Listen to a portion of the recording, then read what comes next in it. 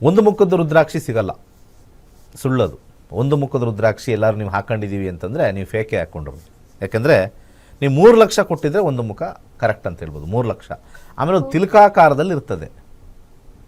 ತುಂಬ ಜನ ಒಂದು ಮುಖ ಅಂದ್ಬಿಟ್ಟು ಚಂದ್ರಾಕಾರ ಕೊಡ್ತಾ ಇದ್ದಾರೆ, ಅದು ಹಾಕ್ಕೊಂಡ್ರೂ ಒಂದೇ, ಬಿಟ್ಟರೂ ಒಂದೇ. ತುಂಬ ಜನ ಚಂದ್ರಾಕಾರ ಬರ್ತದೆ, ಅದು ರುದ್ರಾಕ್ಷಿನೇ ಅಲ್ಲ, ಅದು ನೋಡೋಕೆ ಒಳ್ಳೆ ಕಜ್ಜಿ ಬಂದಿರೋ ಕಾಯಿ ಇದ್ದಂಗೆ ಇರ್ತದೆ.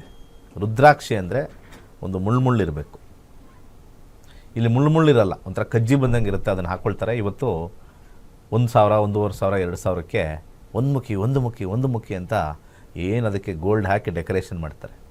ಅದು ಏನೂ ಇಲ್ಲ, ಅದು ಹಿಮಾಚಲದಲ್ಲಿ ಸಿಗ್ತಕ್ಕಂಥ ಒಂದು ನಜ್ಗೊಜ್ಜಿ ಕಾಯಿ ಅಂತ ಕರೀತಾರಲ್ಲಿ, ನಜ್ಗೊಜ್ಜಿ ಕಾಯಿ ಅದು.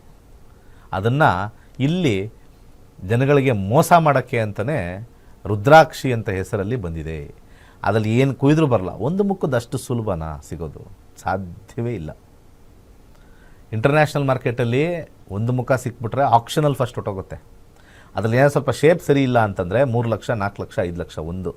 ಅಂದರೆ ಅದನ್ನೆಲ್ಲ ಕಲೆಕ್ಟರ್ ಬೀಡ್ ಅಂತ ಕರೀತಾರೆ. ಅಂದರೆ ನೇಚರಲ್ಲಿರ್ತಕ್ಕಂಥ ಭಾಳ ಶ್ರೇಷ್ಠವಾಗಿರ್ತಕ್ಕಂಥ ಒಂದು ಅಪರೂಪವಾಗಿರ್ತಕ್ಕಂಥ ಕಾಯಿ ಅಂತ ಅದಕ್ಕೆ ದುಡ್ಡು ಕೊಡ್ತಾ ಇದ್ದಾರೆ ಹೊರತು, ಅಪರೂಪತೆಗೆ ಅದು ಕೊಡ್ತಾ ಇರ್ತಕ್ಕಂಥದ್ದೇ ಹೊರತು ಅದರಿಂದ ಇಟ್ಕೊಂಡ್ರೆ ನಮಗೆ ಕೋಟ್ಯಾಧೀಶ್ವರ ಆಗ್ತೀವಿ ಅನ್ನೋದು ಏನಿಲ್ಲ.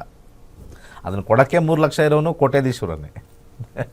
ಹೌದು. ಸೊ ಆ ರೀತಿ ಇರ್ತಕ್ಕಂಥದ್ದು ಒಂದು.